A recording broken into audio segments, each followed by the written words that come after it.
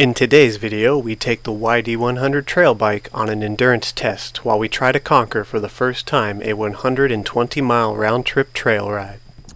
Why do you want to ride a 60-mile rail trail? Because it's fun. I'm having fun. It was fun until we started hitting all this crap. In last week's community post, we put up a poll to see exactly which bike and motor combination you guys wanted to see attempt to conquer this trail. The YD100 came in top. This is a trail that I've been dreaming about conquering for quite some time, although I wasn't sure which bike to bring with me. I knew in order to do such a long-distance endurance ride, every bike would need some maintenance and work done to it in order to attempt this journey. This particular bike was set up for short sprints, not marathons, so it needs a little extra love and care before we can attempt this. Combine that with the fact that this motor has known overheating issues and has currently destroyed 2 spark plugs. This left me a little worried. Watch out, Mikey Pat.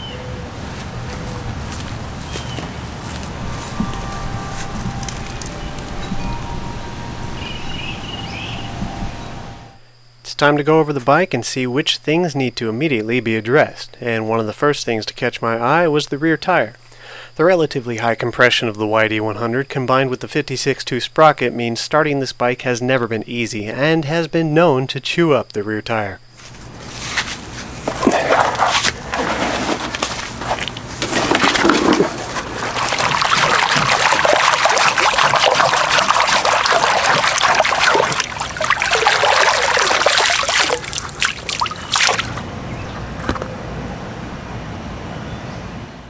Now we need to address the spark plug. It's possible it's a fluke and we simply got 2 bad plugs. I'm not counting on it. I suspect the issue I'm having is running the motor rich at low throttle, which is causing carbon buildup on the plug with a combination of overheating on the motor to destroy it. We're going to make some adjustments to the carburetor to lean out the mixture a little bit and replace the 56.2 sprocket with the 44 because this one's simply too slow for the trail we'll be riding on. Our front and rear brakes are also in desperate need of readjustment, and our crankset also needs to be readjusted. Since we're going to be replacing the rear sprocket anyways, I decided to go ahead and just put on a fresh rear wheel. This one was pretty mangled when we attempted to use a hub adapter during the original build. It hasn't given me any issues so far, but I know it's collected quite a bit of mud on the past trails.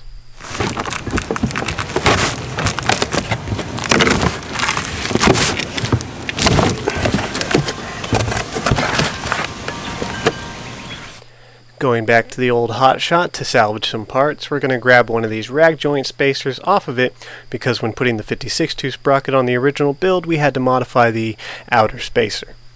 Now it's time to make a trip to AutoZone for some fresh hardware.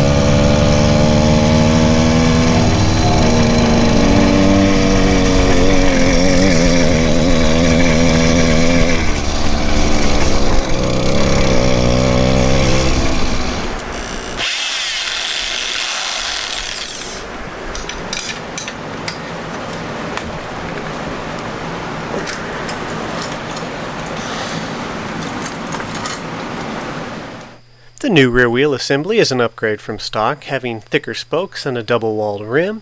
Unfortunately, it has a short axle that's also quick release. I prefer a solid axle for a motorized bike, so we're going to go ahead and replace this one.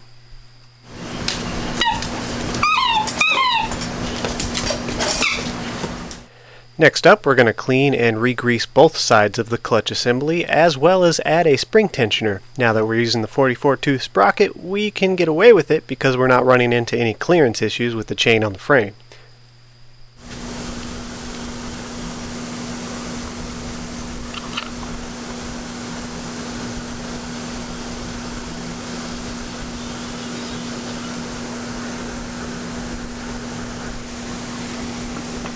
And in case you're wondering what sacrifices are made the most when you bog through the mud, the bucking bar assembly is the most vulnerable to debris. I found light etching from dirt and debris getting inside the bearings, so we're going to go ahead and replace these. In my opinion, they still got many miles left on them, but it's just something that needs to be done anyways, and these parts are cheap.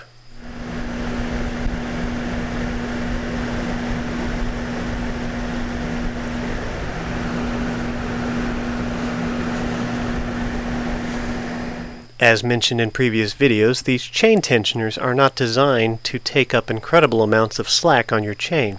You still need to shorten the chain as much as you can. The main reason I use them is because I never get the rear sprocket to run perfectly true, and there's always a little side-to-side movement causing the chain to loosen and tighten. Now, if you're going to use one of these styles of chain tensioners, be sure that you use Loctite on this nut, as the up and down movement of this bar can slowly loosen it over time, even though it is a lock nut. It's just a little added security. To help keep this nut relatively tight and still allow the bar to move up and down, I add a little bit of oil between the washer. This way you don't have to keep the nut too loose and the bar can still move freely. Up next, we're going to go ahead and clean the carburetor. This is by far my favorite job on a motorized bike, as it's incredibly easy, simple, requires minimal tools, and gives a great satisfaction when complete. Most of the issues you run in on a motorized bike running bad or not starting are caused by a carburetor being clogged and dirty. The simplistic design of these carbs is just a real joy to work on.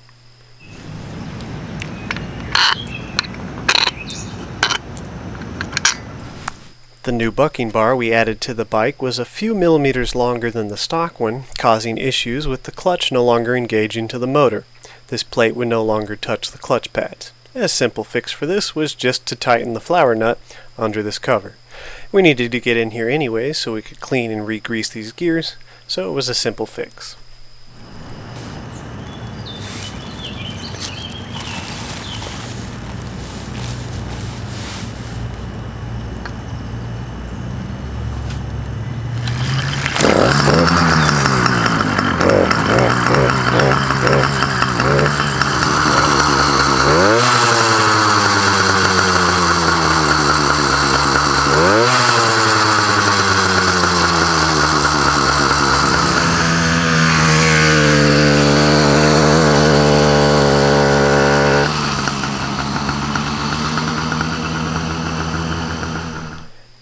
Now, for going on such a long journey, we need to bring as many things as we can in case we get stuck out there for an extended period of time, but I have to make sacrifices so I can stay relatively lightweight. All this is going in my backpack. This bag has a random assortment of spare parts like gaskets, fuel line, clutch pads, nuts, bolts, other bits of hardware, and things that commonly go wrong with the bike. A tire repair kit.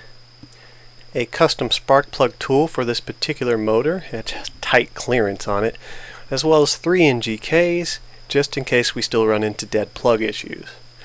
A spare CDI, a spare magneto, a random assortment of basic tools which come in handy on these bikes, a small portable pump, some steel stick epoxy putty, zip ties, some chapstick, aspirin just in case, duct tape and Velcro straps, a basic first aid kit, a life straw. Never had to use one of these, but they have some pretty good reviews. Enough oil so I can mix 4 tanks of gas, as I plan on stopping at gas stations along the way. Some hand sanitizer and DEET bug spray for deep woods, bug repellent. Some spare cameras, a Bear Grylls utility knife, as well as some pepper spray, a nice bag of trail mix with some beef jerky on the side,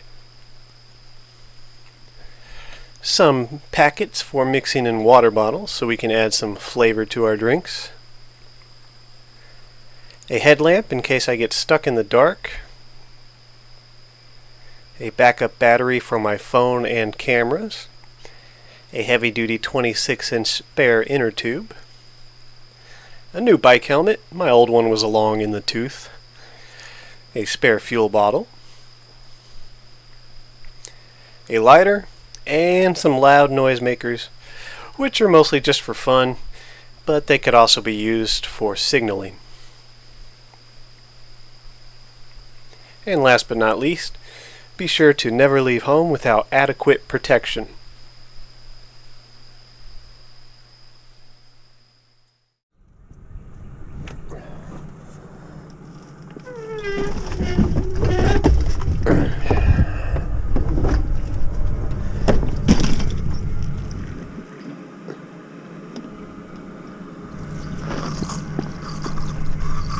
And of course, after replacing the rear wheel with a new setup, we ran into some issues which will play part later in the trail.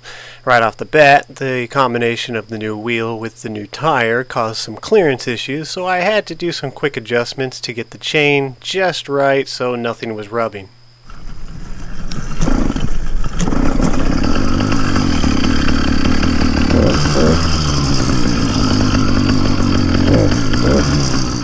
For this trip, I got a ride to the trailhead, and this ride was on standby in case I broke down a great distance away from the house. Most of my bikes I could happily take from the house to the trailhead because they're relatively quiet. However, with the exhaust on this particular motor, it's a bit loud and draws unwanted attention, so I didn't want to run it on the street any longer than I had to.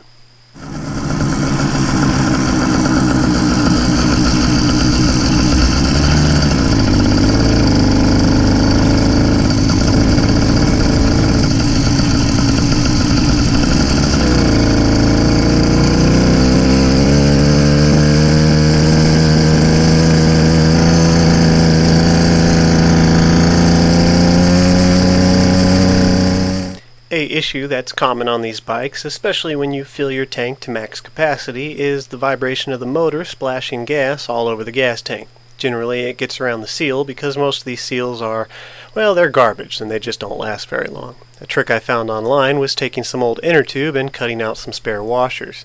You can put them on by themselves, double layer them, or you can add them to the existing gasket, and in most situations they'll stop the gas from splashing all over the place. This motor in particular has been suffering from four-stroking at anything below 3/4 throttle. This was amplified when I added the aftermarket exhaust system. Now on my short trails this is not a big issue to me. I don't really care about it, but I do suspect it's what's killing my spark plugs with the excess carbon buildup, because when you four-stroke you're sending a lot of unburnt fuel into the system.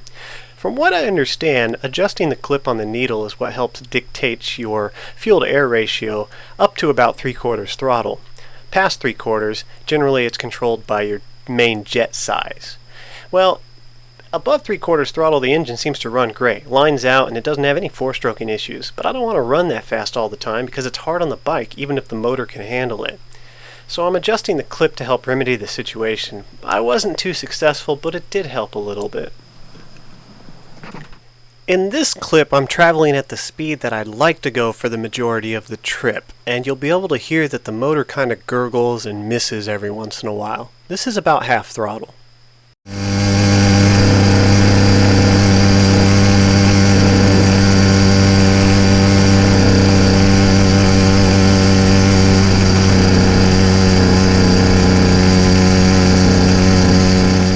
And in this clip at about 3/4 throttle you can hear where the motor is lined out real nice, but it's unfortunately just a little bit beyond my comfort zone.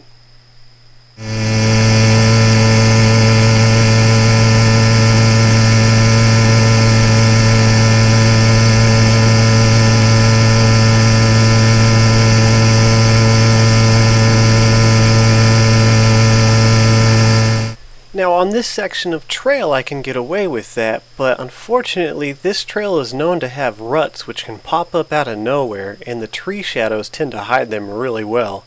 Later in the video you'll find out the unfortunate situation of what happens when we hit one of those going too fast.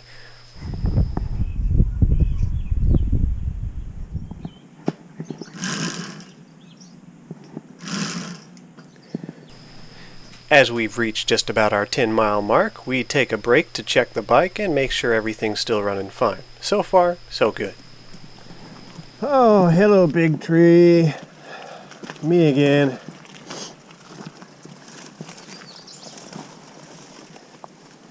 I was not looking forward to you being here. At least this bike's a little bit lighter.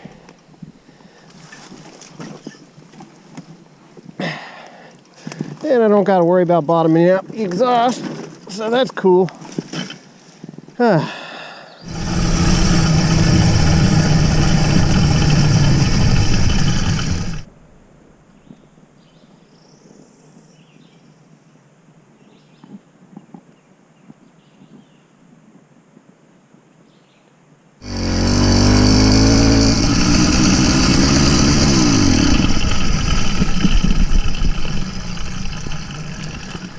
At about our 20-mile mark, while checking over the bike, I noticed that the rear wheel is slightly loose. Now this was properly adjusted when I left, but these are brand new wheel bearings, and I forgot that the wheel bearings need to be broken in just like everything else on the bike. When tightened down properly, they'll begin to wear in slowly and then loosen up, and they'll need to be adjusted once again. Usually it only takes one adjustment, but because I just put this wheel on before the trip, the bike really didn't have a chance to break in the new set. So we're going to keep an eye on it, and hopefully it doesn't get worse along the way.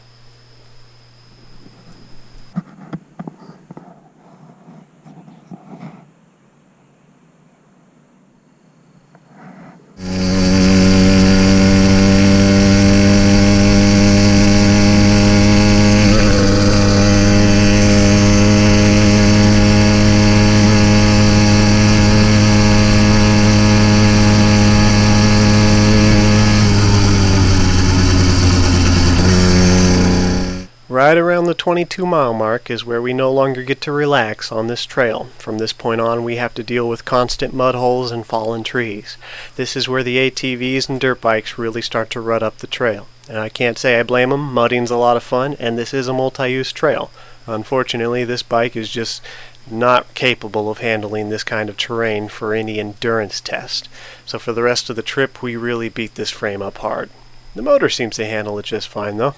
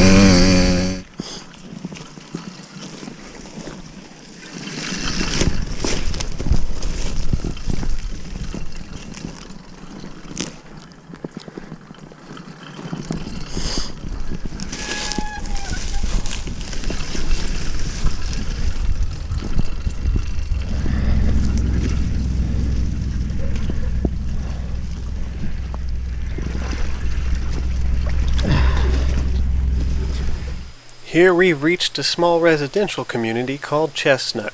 Not really a town, as it doesn't even have a gas station, but this does officially mark the furthest I've ever traveled on anything with two wheels, at least on this trail.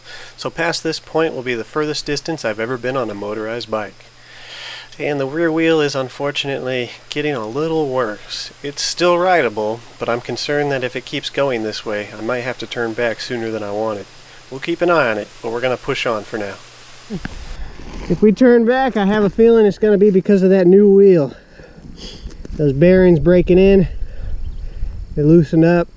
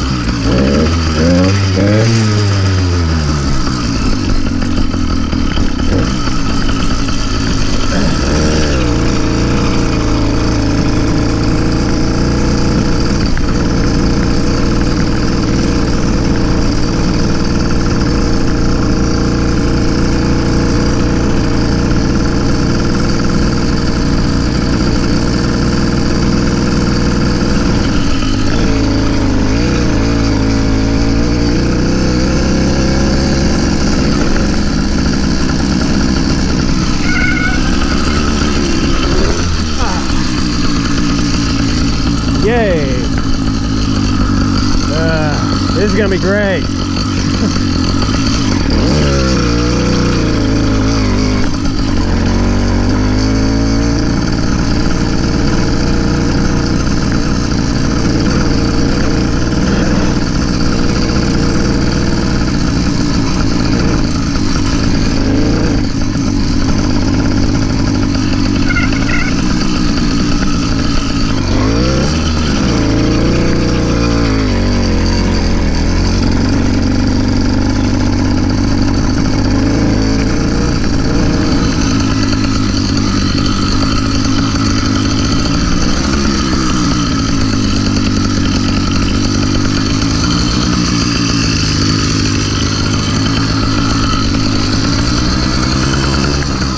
Sweater's coming off.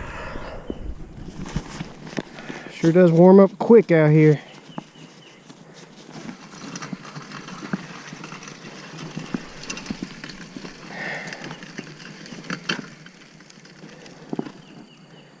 That mud. It's gonna bind up my chain.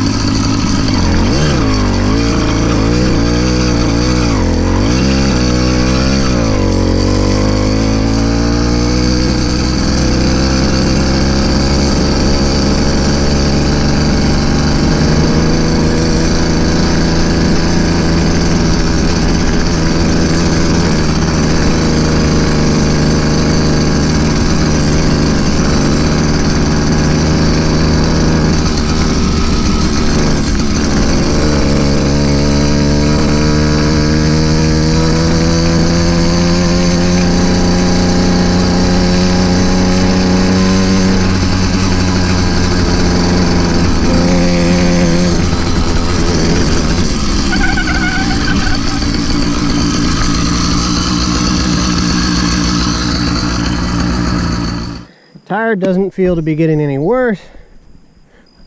Bearings, I should say. But they're still way beyond what I would consider acceptable for a trip like this.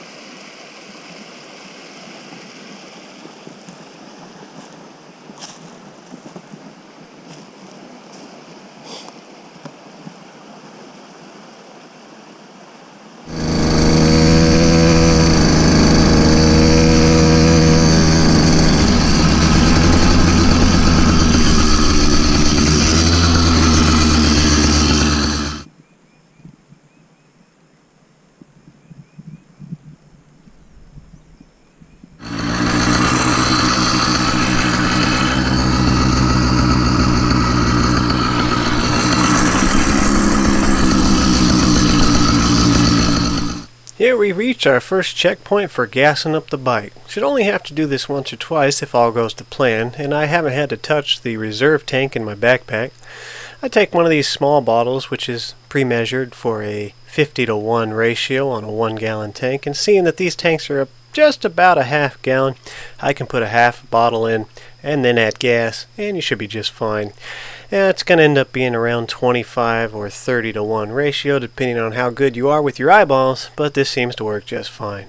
Of course, with about a quarter tank left on my bike, I gave the cashier $1. Turns out, I only needed 60 cents.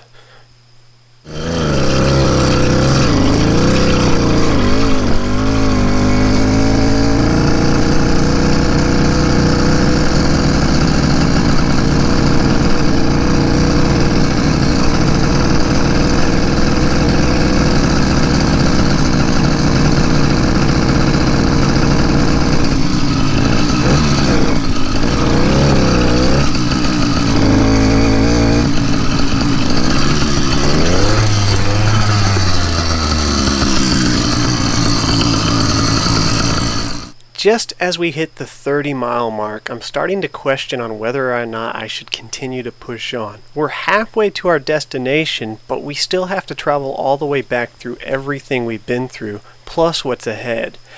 The trail conditions are getting rather severe, and the fear of that rear wheel bearing getting even worse is starting to really weigh heavy on me. I figured as long as I could find a way around the severe trail conditions, I'd continue to push on. It's when I ran into this unusually large mud hole, which I wasn't quite sure why it was here. Now, the ATVs have fun on this trail, but they generally don't go out of their way to cut giant ruts in the trail. And most of the ruts are focused where the road crosses the trail, and the ATVs have easy access, as most people don't generally want to travel long distances on this trail. This one was long and deep, and I'm about to find out why.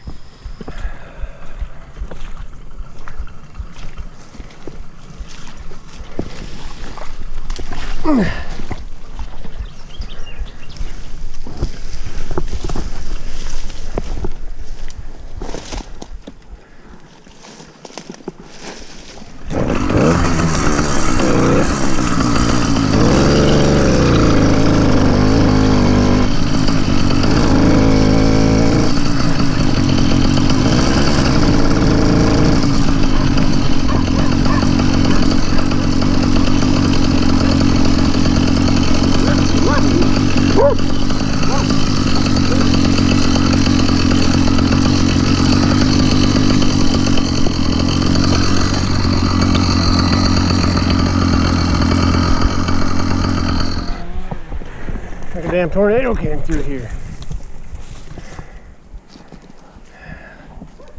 Oh, the snapped.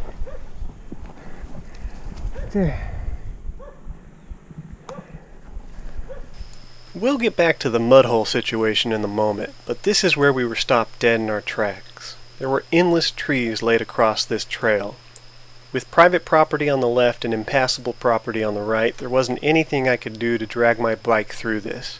I did try, but we didn't get very far. After standing up on some dead trees and hearing chainsaws in the distance, it confirmed what I thought originally when I came up here. A tornado did in fact rip through here. Luckily for the nearby residents, it didn't seem to do much damage to their homes, so that's thankful. But on our way back, this is where we met Karen. After meeting Karen, which you'll see here in a moment, it becomes clear to me why this giant rutted mud hole is very close to her property. This is a private trail and riders have a right to be here so long as they paid their memberships, which I have. But it's clear that she's been apparently harassing trail riders for quite some time. If you harass trail riders who are riding next to your property, it makes sense that they're going to go out of their way to make a lot of noise and rut up the trail. Of course, I don't do this, but I remind her that it's not a good idea to do what she's doing.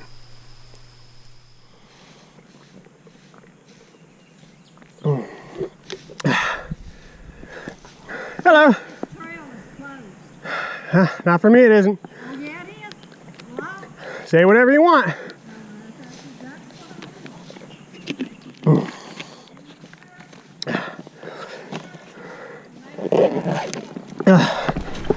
I got a question for you real quick. Do you think it's a good idea to harass someone who you don't know who's riding right by your house? Do you think that's a good idea?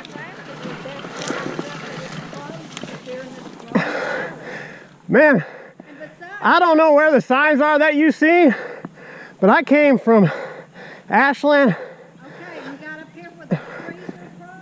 These trees are closed, blocking this whole trail. I couldn't get any further. Yeah, there was a tornado through here. Okay, a tornado is not a sign saying that the trail's closed. It is closed in Bienville Parish. There are signs up in Happy. I couldn't get to Castor. How am I supposed to see those signs? I don't know how you're supposed to see it. Okay, then why are you bugging me? I'm not bugging you, I'm just telling you it's closed and you're in Bienville Parish. Whatever.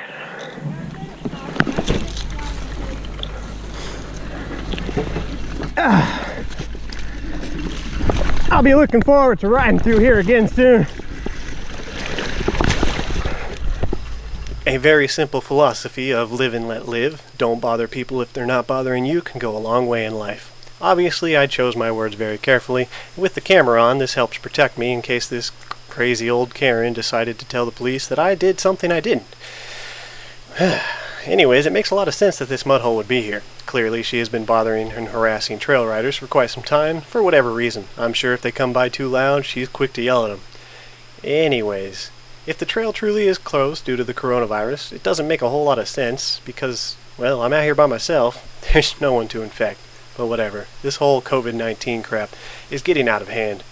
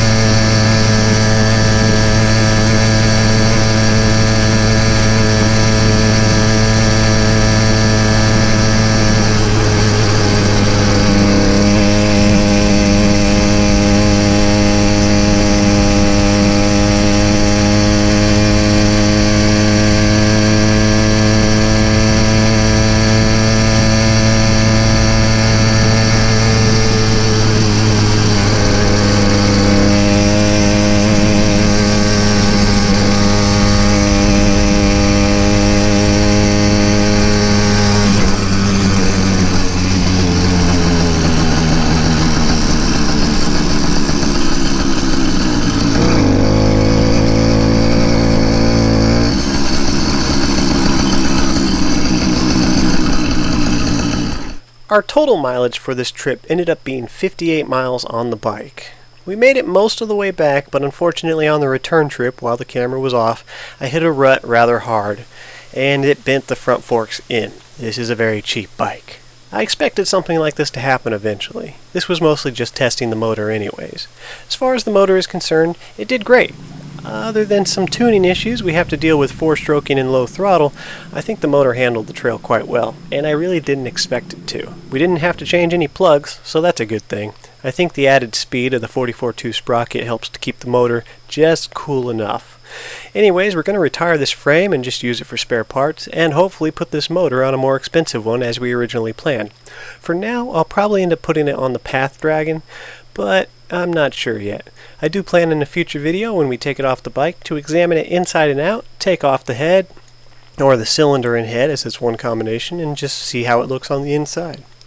Anyways guys, I hope you enjoyed the trip. The video ran a little longer than I like, but all in all I think we covered most of the points I wanted to hit during this journey. For an endurance ride, we didn't get quite as far as we'd hoped, but we got further than we expected. Hope you guys enjoyed the video, and I'll see you in the next one.